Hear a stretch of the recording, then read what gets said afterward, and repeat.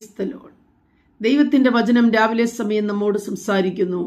ദൈവം എനിക്ക് അനുകൂലം പ്രതികൂലമാർ.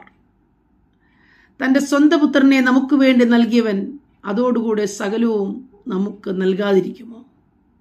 ദൈവം നമുക്ക് അനുകൂലമെന്ന് വ്യക്തമായ ദൈവത്തിന്റെ വാക്കുകൾ രാവിലെ സമയം ദൈവം നമ്മെ കേൾപ്പിക്കുന്നു.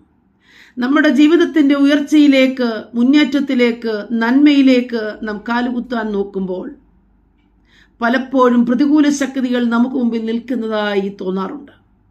എന്നാൽ പരിശുദ്ധനായവൻ രാവിലെ സമയം നമ്മോട് സംസാരിക്കുന്നു. ദൈവം നമുക്ക് അനുകൂലം.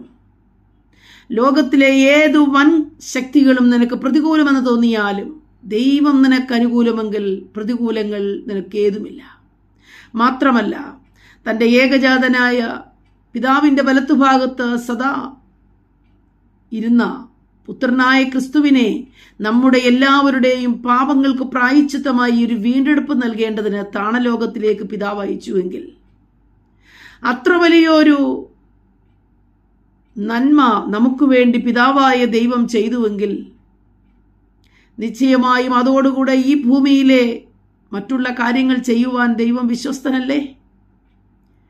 നമ്മുടെ ജീവിതത്തിൻ്റെ ഭാരമേറിയ നുകങ്ങളെ ഏറ്റെടുത്തുകൊണ്ട്, നമ്മുടെ വ്യസനകരമായ അനുഭവങ്ങളെ മാറ്റിക്കൊണ്ട്, നമ്മുടെ വേദനകളെ ഇല്ലാതാക്കിക്കൊണ്ട് നമ്മെ സമാധാനത്തിലാക്കുവാനും നമ്മുടെ ദൈവം ശക്തനാണ്. രാവിലെ സമയം പിതാവായ ദൈവം തൻ്റെ ഏകജാതനായ പുത്രനെ നമുക്ക് വേണ്ടി നൽകി തന്നെങ്കിൽ, അതോടുകൂടി എൻ്റെ പ്രിയപ്പെട്ടവരെ നമുക്ക് ആവശ്യമായിരിക്കുന്നതെല്ലാം ദൈവം നൽകിത്തരും. ദൈവത്തിന് ഒരു കാര്യവും അസാധ്യമല്ലല്ലോ. ദൈവത്തിന് ഒരു കാര്യവും അസാധ്യമല്ല.